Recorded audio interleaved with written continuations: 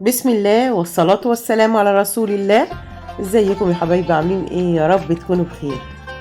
النهاردة ان شاء الله هنعمل كفتة الرز بطريقة سهلة واقتصادية، وبإذن الله هتعجبك جدا. اي حد هيدوقها مش هيصدق ان ديت مش فيها لحمة تقريبا خالص. في بولة على جنب انا غسلت 3 مجات، المج بتاع الشاي من الرز ونقعتهم، وبعد ما نشفوا تماما طحنتهم في الكبة بتاعت الخلاط، وهنزل عليهم بمعلقة من الملح كبيرة، وكمان نص معلقة من الفلفل الأسمر، معلقة كبيرة بيكنج باودر، ونص معلقة من السبع بهارات، نص معلقة من بهارات اللحمة، ونص معلقة من الجنزبيل. قلبت التوابل دي كلها مع الرز، وبعدين عندي 3 ربطات من كزبرة بقدونس شبت، دول هضربهم كويس في الكبة، وبعد كده هنزل بيهم على الخليط بتاعنا. الكفتة دي سهلة وموفرة وهتعجبك جدا، اي حد هيدوقها بإذن الله هتعجبه. جربيها وعلى ضمانتي ما تقلقيش، مش هتفك منك، وحلوة جدا وهشة مش مكتومة، وبفضل الله اقتصادية.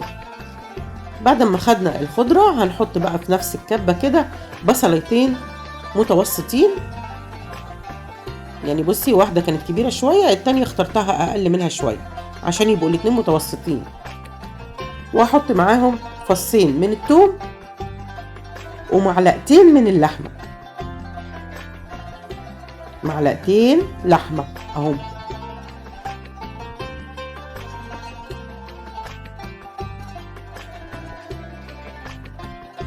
بصي ادي معلقة، وادي كمان معلقة.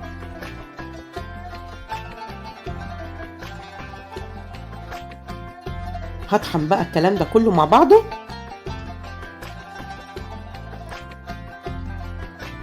لحد ما يمتزج تماما، وبعدين هضيف معلقة كبيرة من خلطة الكفتة. خلطة الكفتة دي طبعا انت بتشتريها جاهزة، بصي معلقة كبيرة،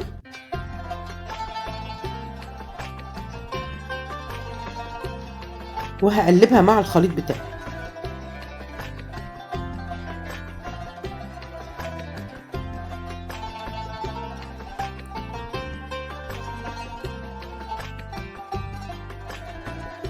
بعد ما بنطحن البصل بنضيفه على الخليط بتاعنا وبنعجنه كويس جدا.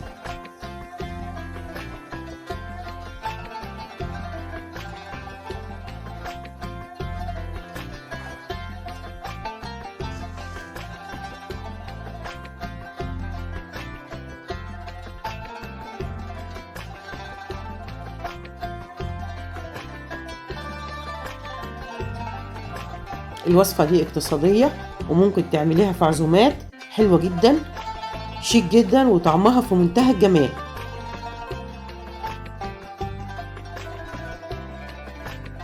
وسريعة مش بتاخد وقت، يعني الكلام ده كله في أقل من ساعة كانت جاهزة.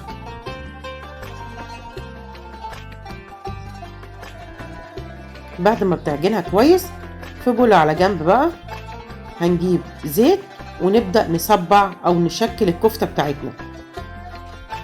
بصي بتعجنيها عجنة كويسة، خلاص هي كده تمام. هغسل ايدي وابدأ بقى اشتغل فيها، ايديا مدهونة زيت، وابدأ اصبعها بالشكل اللي انت شايفاه ده. عايزة تعمليها كورة براحتك، عايزة تصبعيها زي كده صوابع براحتك خالص. اهم حاجة معلقة البيكنج باودر اللي احنا حطيناها ما تنسيهاش، لان هي اللي بتخلي الكفتة معاكي هشة وما بتبقاش مكتومة. نصبع بقى الكمية كلها وبعدين نبدأ نقليها.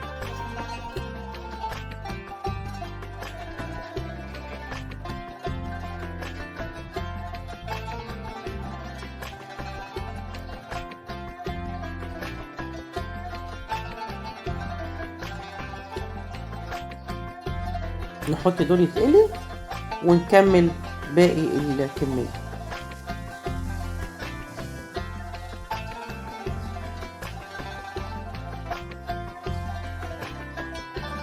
اول ما الزيت يسخن هنزل بالكفتة بتاعتي تتقلي على طول، وبعد ما اخلصها نعمل الصلصة بتاعتها.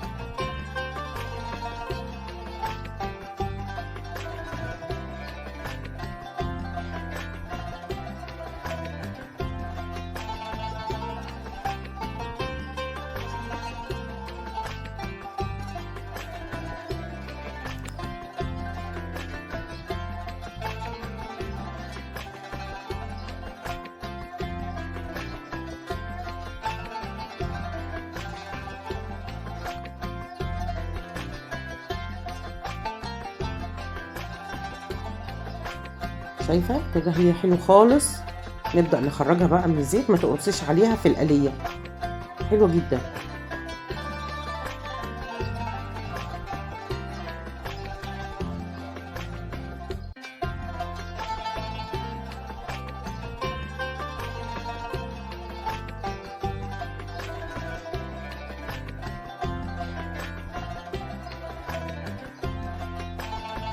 بسم الله ما شاء الله، دي الكمية اللي عملتها معايا، عملت كمية كبيرة يعني. انا فرزت جزء منها، طبق عملته والطبق التاني شلته.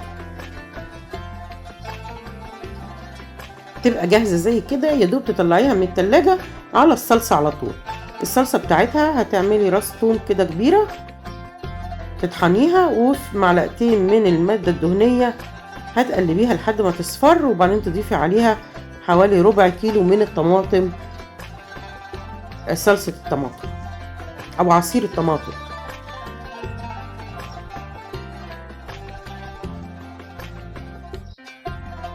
اول ما تصفر هنزل عليها بالعصير على طول.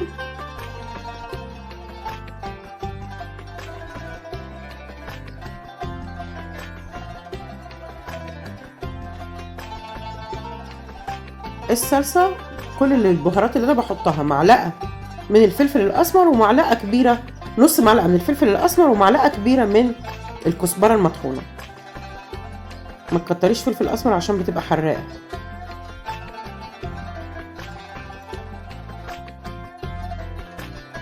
لو انت بتحبيها سبايسي دي حاجة ترجع لك يعني. بصي معلقة مليانة من الكزبرة المطحونة، وخلاص هسيبها تتسبك، وبعد كده هنزل فيها بالكفتة على طول.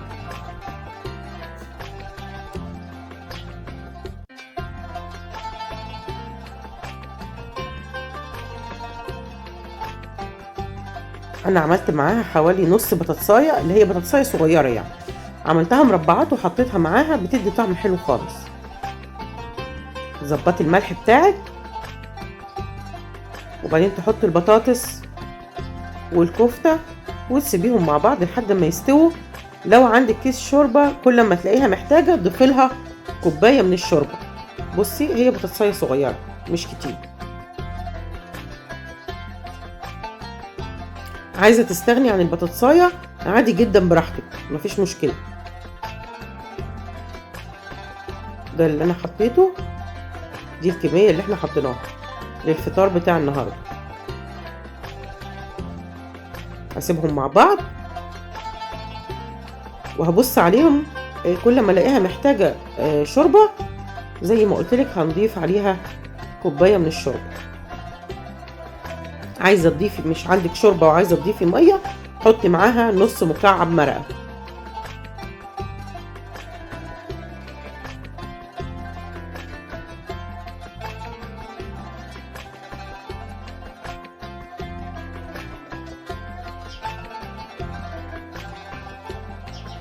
وبس خلاص.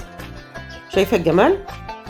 في منتهى الجمال والله. وجبه حلوه جدا وهتعجبك وهتعجب كل افراد الاسره، واقتصاديه. لو عجبتك وصفتي النهارده ما تنسينيش لايك وشير وسبسكرايب وتفعيل جرس الاشعارات يوصل لك كل جديد. شكرا لكم، والسلام عليكم ورحمه الله وبركاته.